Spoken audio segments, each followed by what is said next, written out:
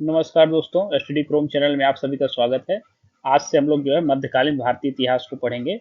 आइए शुरू करते हैं। देखिए, भारत पर मुस्लिम आक्रमण। आइए यहाँ से देखते हैं। देखिए, इससे संबंधित फैक्ट को देख लेते हैं। सबसे पहले इस्लाम धर्म के प्रवर्तक कौन थे? तो प्रवर्तक थे हजरत मोहम्मद। प्रवर्तक थे इसके। इनका जन्म कब हुआ था? ये 570 ईस्वी में हुआ था। कहाँ पे? मक्का में।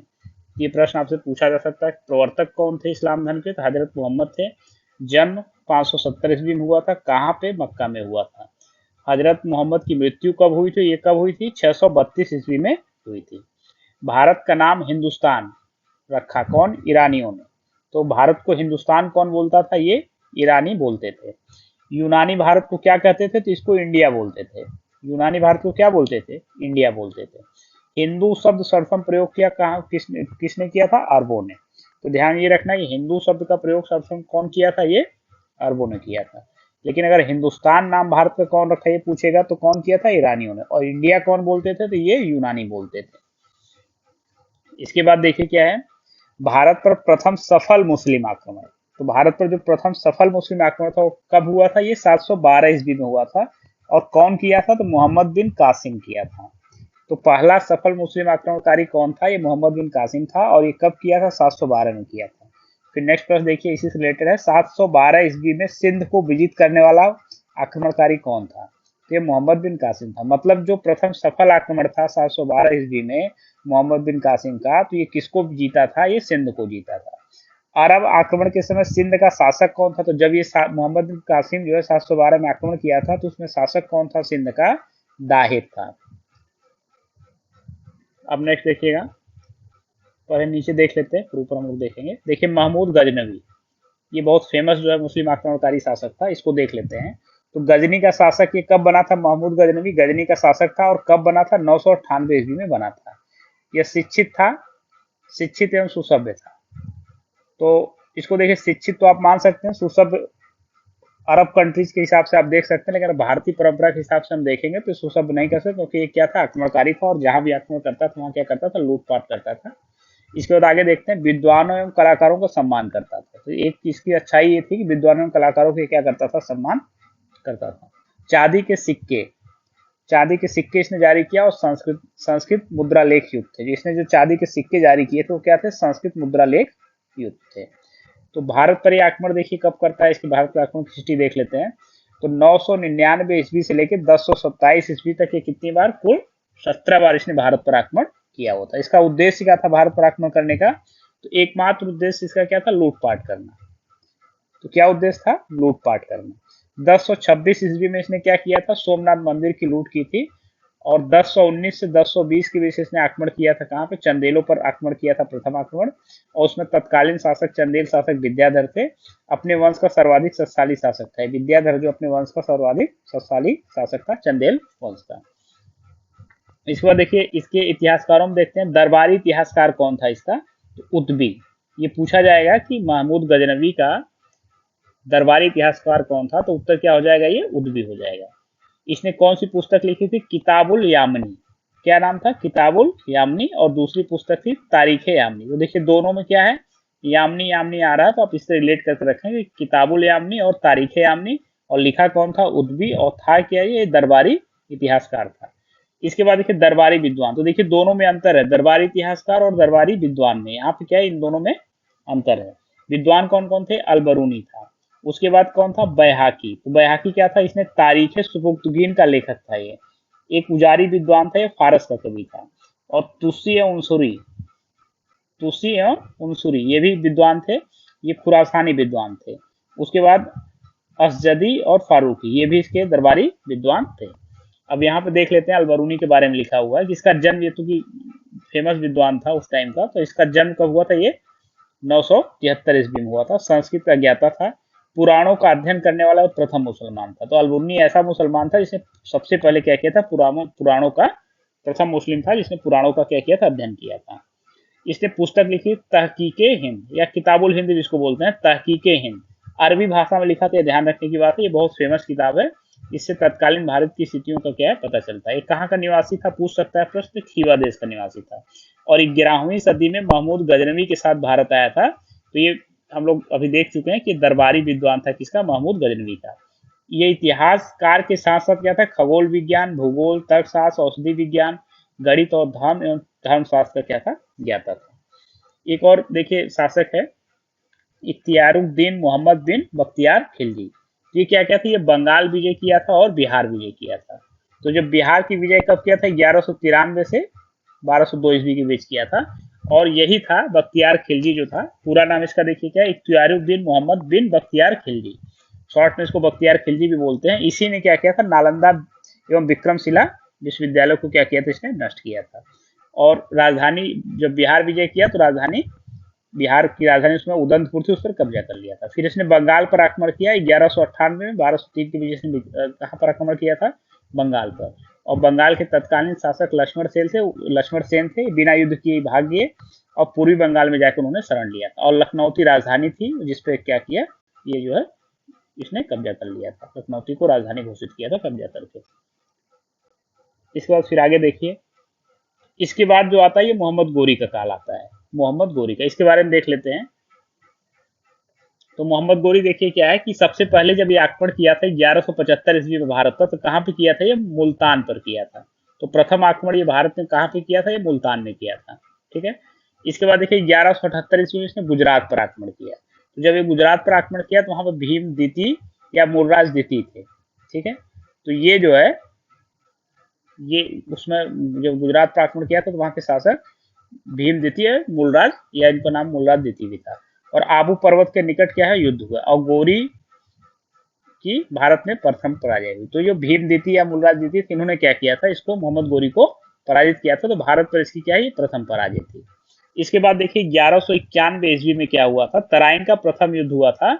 इसमें मोहम्मद गोरी बनाम पृथ्वीराज चौहान के बीच ये युद्ध हुआ था, तराइन का प्रथम युद्ध 1191 में। ये बहुत इंपॉर्टेंट है, कई बार यहाँ से प्रश्न पूछा हुआ है। इसमें जो है गोरी की पराजय हुई थी। इसी प्रकार दूसरा युद्ध था तराइन का द्वितीय युद्ध, ये 1192 ईस्वी में हुआ था। ये भी गोरी बनाम पृथ्वीराज चौहान हुआ था। इसमें जो है पृथ्वीराज चौहान जो है पराजित हो गए थे। और भारत में मुस्लिम शक्ति की स्थापना का मार्ग यहीं से क्या हो गया था, प्रशस्त हो गया था। इसके बाद 1194 ईस्वी में चंदावर का युद्ध हुआ था। चंदावर का युद्ध हुआ था, इसमें गोरी बनाम या जयचंद का युद्ध था और इसमें जयचंद की परास्त हुई थी। बेसिकली क्या था, जब जो है ये तराइन का प्रथम और द्वितीय युद्ध हो रहा था, उस टाइम पे जयचंद ने पृथ्वीराज चौहान की सहायता नहीं की थी, अपितु यह क्या किया था, मोहम्मद गोरी पर भारत पर आक्रमण के लिए आमंत्रित भी किया था। लेकिन जब पृथ्वीराज चौहान की पराजय हो जाती है तो मोहम्मद गोरी क्या करता है कि जयचंद को भी आक्रमण करके पराजित कर देता है 1194 ईस्वी में। कौन सा युद्ध था, चंदावर का। याद कैसे रखें, देखिए यहाँ पे जयचंद है, यहाँ पे चंदावर, तो चंद चंद आ रहा तो ये किसके, मतलब इससे रिलेट कर लेंगे। चंदावर का युद्ध किसके किसके बीच हुआ था, जयचंद और मोहम्मद गोरी के। और तराइन का युद्ध तो फेमस लड़ाई है, तराइन का प्रथम युद्ध और द्वितीय युद्ध किसके बीच हुआ था, पृथ्वीराज चौहान और मोहम्मद गोरी के बीच हुआ था। और पहले वाले में मोहम्मद गोरी की पराजय हुई थी, जबकि दूसरे वाले में पृथ्वीराज चौहान की पराजय हुई थी। मोहम्मद गोरी देखिए सिक्के जो जारी किया था उसमें क्या था, एक तरफ देवी लक्ष्मी की आकृति और दूसरी तरफ अरबी में कलमा खुदा हुआ था। इसके बाद कुछ महत्वपूर्ण तथ्य इनको देख लेते हैं। देखिए फिरदौसी थे, इन्होंने एक पुस्तक लिखी थी शाहनामा। उसके बाद देखिए फरिश्ता, इसकी जो पुस्तक थी तारीख फरिश्ता, ये लेखक था। अल्पतगीन, अल्पतगीन ये गजनी या यामनी वंश का क्या था, संस्थापक था। तो जो गजनी या यामनी वंश था उसका संस्थापक कौन था, अल्पतगीन, अल्पतगीन था। इसके बाद देखिए भीमदेव प्रथम, ये सोमनाथ मंदिर का पुनर्निर्माण इन्होंने कराया था। मोहम्मद गोरी ने कुतुबुद्दीन ऐबक को प्रथम अख्ता प्रदान किया था। तो मोहम्मद गोरी क्या किया था, ये कुतुबुद्दीन ऐबक को प्रथम अख्ता प्रदान किया था। अभी हम लोग कुतुबुद्दीन ऐबक के बारे में सल्तनत काल में पढ़ेंगे। फिर देखिए ये दिल्ली सल्तनत यहाँ से स्टार्ट हो जाता है। दिल्ली, इसके बाद मोहम्मद गोरी के बाद कौन सा दिल्ली सल्तनत स्टार्ट होता है, जिसमें कि गुलाम वंश सबसे पहले स्टार्ट होता है। तो इसमें क्या है, इसका देख लेते हैं। संस्थापक कौन था गुलाम वंश का, कुतुबुद्दीन ऐबक था। ये 1206 ईस्वी से लेके 1290 ईस्वी तक क्या था, दिल्ली पर, दिल्ली सल्तनत के सुल्तान का क्या था, शासक था। सभी सुल्तान क्या थे, तुर्क थे, अलग अलग वंश के थे लेकिन तुर्क थे। स्वतंत्र माता पिता की संतानें थी। गुलाम वंश की विशेषता थी कि इसके जो शासक थे स्वतंत्र माता पिता की संतान थे। गुलाम वंश के सुल्तान की जगह प्रारंभिक तुर्क सुल्तान या दिल्ली के ममलूक सुल्तान कहना क्या है, अधिक उपयुक्त है। इसके बाद देखिए जो सबसे पहला गुलाम वंश का संस्थापक जो था ये क्या था, कुतुबुद्दीन ऐबक था। या सल्तनत काल में गुलाम वंश का पहला क्या था, ये जो है सुल्तान था कुतुबुद्दीन ऐबक, ये 1206 ईस्वी से लेकर 1210 ईस्वी तक ये शासन करता है। यहाँ पे आप देखिए इसका परिचय देख लेते हैं। गुलाम वंश का प्रथम शासक था, तुर्क जात के से संबद्ध था ये। आजीवन सुल्तान की उपाधि से परहेज किया इसने। मलिक और सिपह सलार की पदवी के साथ ये शासन किया जो है। मृत्यु 1210 ईस्वी में हो जाती है, और कैसे होती है? चौगान खेलते समय घोड़े से गिर जाता है। ये अभी प्रश्न पूछता है कि इसकी मृत्यु ऐबक की कैसे हुई थी, तो चौगान खेलते समय घोड़े से गिरकर इसकी मृत्यु हुई थी। प्रारंभिक जीवन में देखते हैं तो काजी अजीज कुकी द्वारा दास के रूप में क्रय किया गया था। गजनी में गोरी ने इसको क्या किया? खरीद लिया, क्रय कर लिया। और गोरी द्वारा इसे अमीर आखोर, ये पूछ सकता है कि मोहम्मद गोरी ने कुतुबुद्दीन ऐबक को कौन सा पद दिया था, तो ये अमीर आखोर दिया हुआ था। इसकी उपाधि देखिए क्या था? कुरान ख्वां। कुरान ख्वां मतलब सुरीले स्वर में कुरान का पाठ करने वाला। लाख बख्श मतलब अधिक दान करने के कारण इसको नाम मिला था लाख बख्श। इसके बाद देखिए राज्याभिषेक इसका कब हुआ? जून 1206 ईस्वी में गोरी की मृत्यु के 3 माह बाद हुआ था। और राजधानी कहाँ बनाया था? लाहौर में। मुक्ति पत्र जो है, इस मुक्ति पत्र जो है इसको प्राप्त था। इसके बाद देखिए ये जारी कर रहे। इसके बाद 1208 ईस्वी में क्या था? गोरी के उत्तराधिकारी गियासुद्दीन महमूद द्वारा क्या है? दास्ता से ये मुक्त कर दिया था। तो मुक्ति पत्र मतलब देखिए यहाँ पे क्या है, इसको जो मुक्ति पत्र मतलब जो दास्ता से मुक्ति पत्र इसको मिला था, ये 1208 ईस्वी में गोरी के उत्तराधिकारी गियासुद्दीन महमूद ने क्या किया था? इसको दास्ता से मुक्त कर दिया था। इसने निर्माण क्या कराया था? तो दिल्ली में निर्माण क्या कराया था? कुतुबुल इस्लाम मस्जिद और कुतुब मीनार का। और अजमेर में 2.5 दिन का झोपड़ा। इसके बाद देखिए इल्तुतमिश आता है। ये 1211 ईस्वी से लेकर 1236 ईस्वी तक शासन करता है। ये इल्बरी जनजात से संबंधित तुर्क था। ये पूछता है कि इल्तुतमिश कैसा था, तो इल्बरी तुर्क था। अन्य नाम क्या था? गुलाम का गुलाम, क्योंकि ऐबक का गुलाम था इसलिए इसको गुलाम का गुलाम बोलते हैं, क्योंकि ऐबक किसका गुलाम था? मोहम्मद गोरी का। बदायूं का ये सूबेदार था। सुल्तान बनने से पूर्व कहाँ का सूबे पूछा जा सकता है प्रश्न कि सुल्तान बनने से पूर्व कहाँ का सूबेदार था? तो बदायूं का था। गोरी के आदेश पर ऐबक ने इसको क्या किया था? दास्ता से मुक्त कर दिया था। इसके बाद देखिए इसको खलीफा से भी कुछ अधिकार प्राप्त थे। तो खलीफा ने सुल्तान पद की स्वीकृति प्रदान कर दी थी। सुल्तान आजम की उपाधि इसको प्राप्त थी। 1229 ईस्वी में खिलअत प्रमाण पत्र इसको प्राप्त हुआ था। दिल्ली सल्तनत स्वतंत्र राज्य की भी मान्यता प्रदान हुई थी, और इल्तुतमिश वैध सुल्तान बन गया था। ये सब इसको खलीफा से प्राप्त अधिकार थे। इसके बाद देखिए महत्वपूर्ण तथ्य में देखिए क्या दिया? भारत के उत्तरी पश्चिमी सीमा पर चंगेज खां का आगमन इसी के समय में हुआ था, और चंगेज खां के विरुद्ध मंगबरनी को सहायता देने से इनकार कर दिया था इसने। चंगेज खां किसको ढूंढ रहा था? मंगबरनी को, जो कि इल्तुतमिश से सहायता मांग रहा था, लेकिन इसने इल्तुतमिश ने क्या किया? इनकार कर दिया था। कुतुब मीनार का निर्माण कार्य इल्तुतमिश ने क्या किया था? पूरा कराया था। सिक्के देखिए सल्तनत कालीन भारत में सर्वप्रथम शुद्ध अरबी सिक्के जारी करता कौन किया था? ये इल्तुतमिश किया था। सिक्कों पर टकसाल का नाम जो है लिखवाने की परंपरा जो प्रारंभ किया था, किसने? इल्तुतमिश ने किया था। सिक्कों पर टकसाल का नाम लिखा रहता था। टका क्या था? चांदी के सिक्के थे, और जीतल क्या थे? तांबा के थे। ये पूछा जा सकता है कि टका, ये पूछा हुआ भी है, टका कैसे सिक्के थे? चांदी के। और जीतल क्या थे? ये तांबे के सिक्के थे। इसके बाद देखिए रजिया सुल्तान। रजिया सुल्तान आती है, तो रजिया सुल्तान की प्रथम मुस्लिम शासिका थी। ये 1236 से 1240 ईस्वी तक शासन किया। राज्य की शक्ति को सुल्तान के हाथों में केंद्रित करने पर बल था, और सच इसको हटाने में तुर्कों का क्या था? महत्वपूर्ण हाथ था। इसके बाद देखिए बलवन आता है। यहाँ पहले देख लेते हैं, नीचे बलवन आता है। बलवन, तो ये प्रारंभिक जीवन इसका देख लेते हैं। बचपन में मंगोलों द्वारा पकड़ लिया गया इसको। गजनी में बसरा की ख्वाजा जमालुद्दीन ने इसको खरीद लिया था। उसके बाद 1232 ईस्वी में इसको दिल्ली लाया गया, और 1233 ईस्वी में ग्वालियर विजय के पश्चात ये इसको खरीदा इल्तुतमिश ने, बलवन को। तो ध्यान रखना है कि इसको बलवन को इल्तुतमिश ने कब खरीदा था? 1233 ईस्वी में ग्वालियर विजय के दौरान इसको खरीदा हुआ था, और सबसे पहले मंगोलों द्वारा पकड़ा गया था, ये भी ध्यान रखने के बाद। 1232 में दिल्ली लाया गया था। इसके देखिए शासनकाल, इसके जो परिचय और देख लेते हैं क्या है कि 1266 से 1286 ईस्वी तक क्या था? ये सुल्तान मतलब था दिल्ली का। पूरा नाम गयासुद्दीन बलवानी भी पूछ सकता है। अन्य नाम इसका क्या था? उलूक खां। ये भी पूछा हुआ प्रश्न है कि उलूक खां किसको बोलते थे? ये बलवन को ही बोलते थे। वास्तविक नाम क्या था? बहाउद्दीन। देखिए ये भी इंपॉर्टेंट है, बहाउद्दीन। इल्बरी तुर्क से संबद्धता थी इसकी। पद एवं वैवाहिक संबंध को देख लेते हैं। खसदार पद प्राप्त हुआ था इसको इल्तुतमिश से, खसदार। अमीर शिकार इसको प्राप्त हुआ था रजिया से। अमीर आखूर इसको प्राप्त हुआ था बहराम शाह से। इसके बाद देखिए 1249 ईस्वी में पुत्री का विवाह इसने किससे किया था? सुल्तान नसीरुद्दीन से कर दिया था, 1249 ईस्वी में किया था। बलबन का देखिए जो राजत्व सिद्धांत था, ये इसने राजत्व सिद्धांत का प्रतिपादन किया था।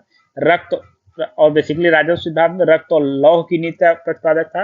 ये सुल्तान का पद जो है ईश्वर प्रदत्त बताता था, कहता सुल्तान का जो पद है क्या है? ईश्वर प्रदत्त है, और सुल्तान का निरंकुश होना आवश्यक है।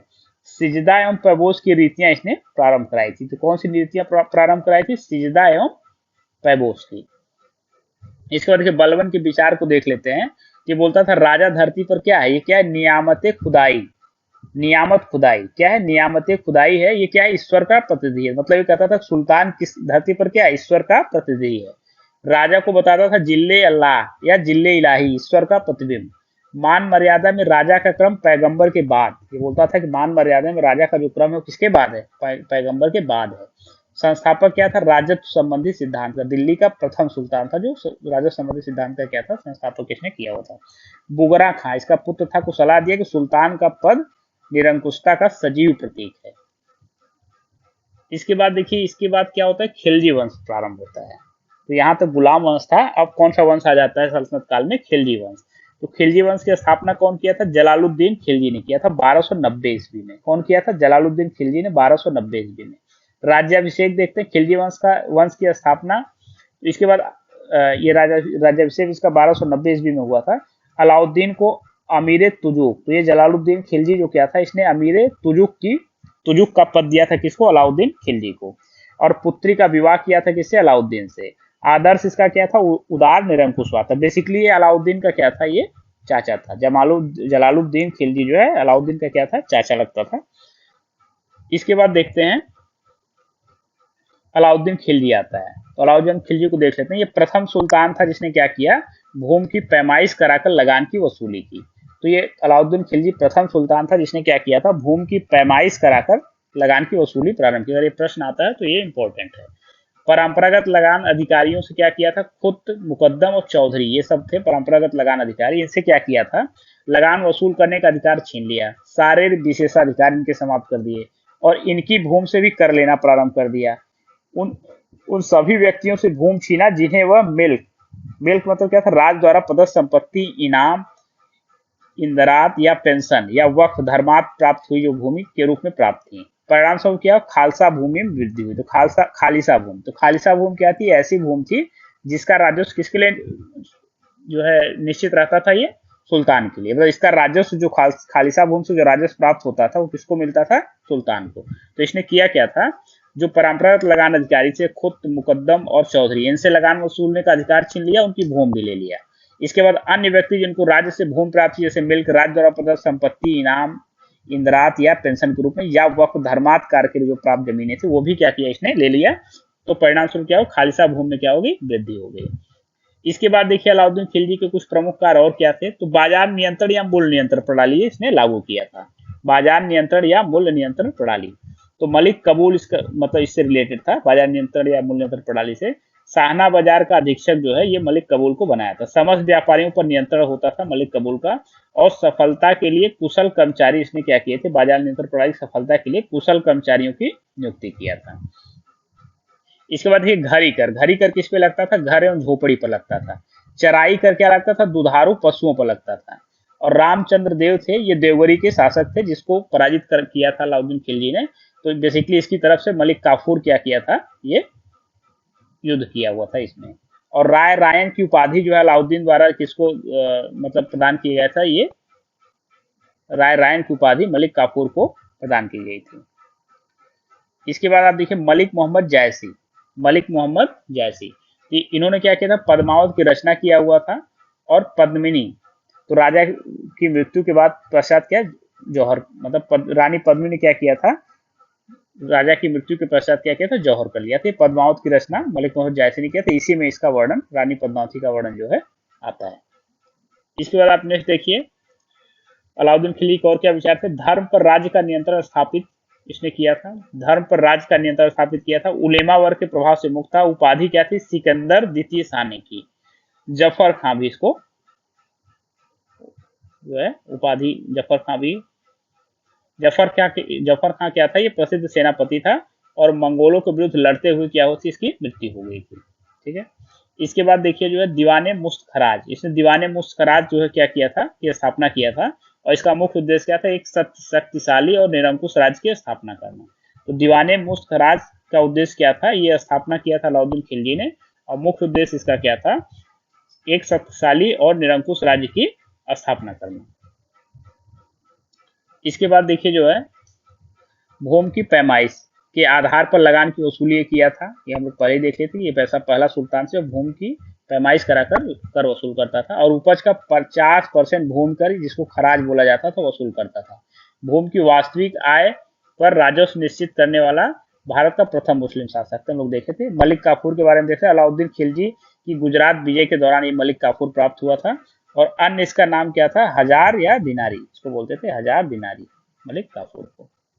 इसके बाद देख लेते हैं अलाउद्दीन के और कौन से विचार थे। तो अलाउद्दीन के 4 अध्यादेश इसने दिया हुआ था। प्रथम क्या था, उपहार, पेंशन, दान में प्रदत्त भूमि संबंधित व्यक्तियों से वापस ले लिया था। सरकारी अधिकारियों को सभी व्यक्तियों से अधिकाधिक कर लेने का आदेश दिया था। द्वितीय क्या था, इसने गुप्तचर विभाग की स्थापना की थी। तो गुप्तचर विभाग बहुत ही सशक्त हुआ करता था अलाउद्दीन खिलजी के शासनकाल में।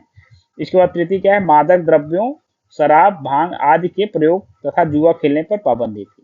चतुर्थ क्या था, सरदारों एवं अमीरों की दावतों एवं विवाह संबंधों पर क्या था, प्रतिबंध इसने लगा दिया था। इसके बाद देखिए मुबारक खिलजी आता है, ये स्वयं को खलीफा घोषित करता है। उपाधियां क्या लिया हुआ था, अल इमाम, उल इमाम, खिलाफत उल लय। इसके बाद जो है नसरुद्दीन खुसर वसा, यह क्या था, इसका शासनकाल 15 अप्रैल से 7 सितंबर 1320 तक चलता है। खुतबा अपने नाम का इसने करवाया हुआ था। धर्मांतरित, इसने धर्मांतरण पर बल दिया था, हिंदू से मुसलमान बनाने पर ज्यादा बल दिया। और ये विरोधियों द्वारा दिया गया नारा क्या, इस्लाम खतरे में हो, इस्लाम का शत्रु, इसको बताया गया। इसके बाद देखिए महत्वपूर्ण क्या है,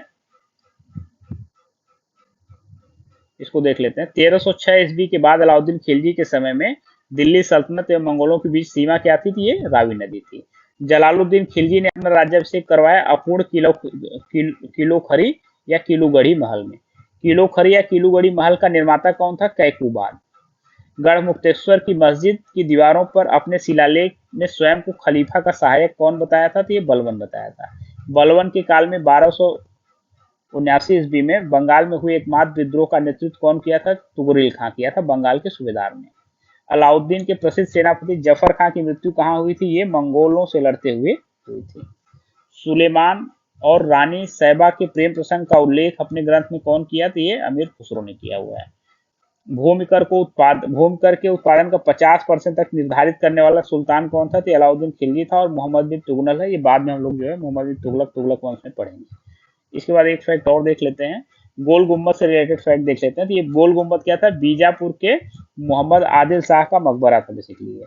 भारत के विशालतम ऐतिहासिक भवनों में ये शामिल है और विश्व के विशालतम गुम्बदों में से एक है।